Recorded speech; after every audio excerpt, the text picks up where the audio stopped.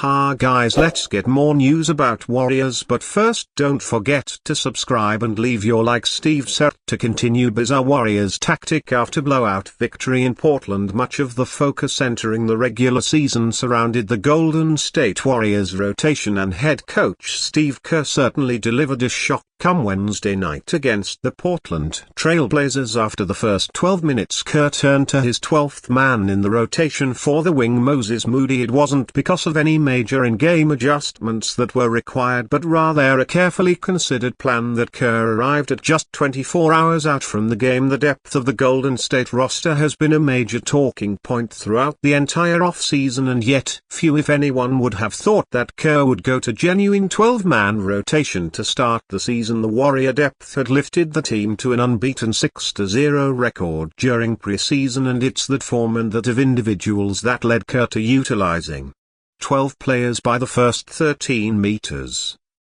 In news of Wednesday's game 2 days ago, I would have said, oh well, maybe I'll just play 10 and I'll just have to tell 2 of these guys that they're going to sit, and I couldn't justify that because they've all played really well, K said in the aftermath. While a legitimately bizarre tactic by NBA standards, the move paid immediate dividends as the Warriors completely blitzed the hosts in the final 3 quarters. Golden State outscored Portland 118-83 in the final 36 minutes, lifting them to a blowout 139-104 win in their season opener. While he's gone 11 deep in the past, Kerr revealed in the post-game that having a 12-man rotation is completely new territory for him, but one that he's going to persist with moving forward. Why not? Given how effective it proved in Game 1, the 12 players each saw at least 14 minutes in Wednesday's 35-point win, and no one saw more than St. Curry's 25 minutes as the 2x MVP was stranded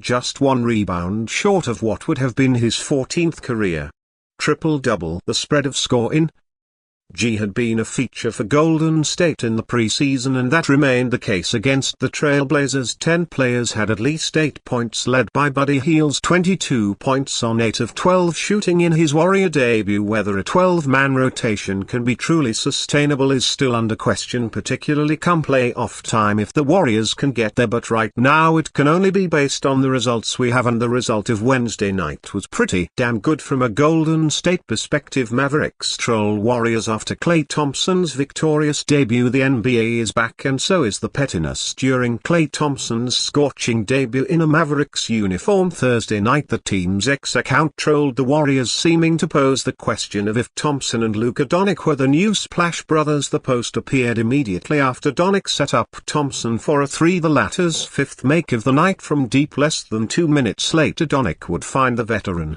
sharpshooter for another 3 as their Mavs blew the game open en route to a 122-109 win. Thompson's 6 threes for the night meant he set a new franchise record for most threes by a Mavericks debutant. Some Warriors fans took issue with the post, seeing as Thompson and Stephen Curry earned the moniker of the Splash Brothers for their many years of splashing threes in Golden State. However, on the surface it's not exactly sacrilegious to refer to Thompson and Doncic as the new Splash Brothers. The Slovenian made the second most threes in the league last year with 284, behind only Curry, who sank 357 threes in 74 games. Thompson was 4th on the list with 268 threes in 77 games in his last season as a Warrior. As such, Thompson and Doncic could combine to shoot over 600 threes in their first season as Mavericks teammates. Not too shabby. Thompson couldn't stop raving about his new teammate after Thursday's win, anticipating that he will be getting great looks from deep all year due to the gravity created by Doncic. What an incredible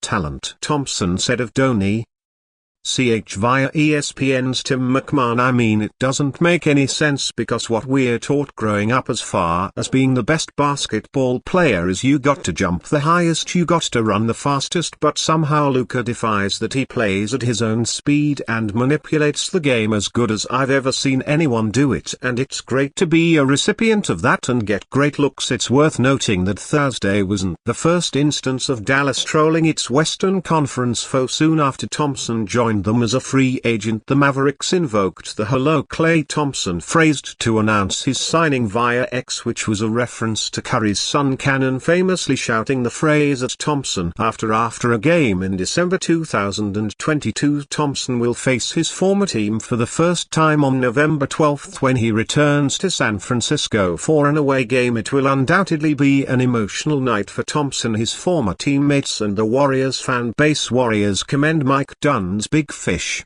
pursuit. Although the Golden State Warriors failed to acquire star talent in free agency and the trade market, the effort didn't go unnoticed. According to Stephen Curry and Draymond Green, Warriors general manager Mike Dunleavy Jr. led the charge in recruiting Paul George. Curry and Green appreciated Dunleavy's persistence in landing a star in free agency or the trade market. In The Athletic's Anthony Slater story of the Warriors general manager, multiple quotes indicate the star's trust in the process. He was very persistent in making the date work. Green said he did the job. Paul George wanted to come here, so shout out to Mike. The Clippers just wouldn't do and opt in and trade due to the Los Angeles Clippers' inability to cooperate with the Warriors front office. George signed in free agency with the Philadelphia 76ers. George sank the Warriors regarding free agency stars. The Clippers and George didn't end their relationship on bad terms, but one couldn't say it concluded amicably. That said, why would the Clippers want to help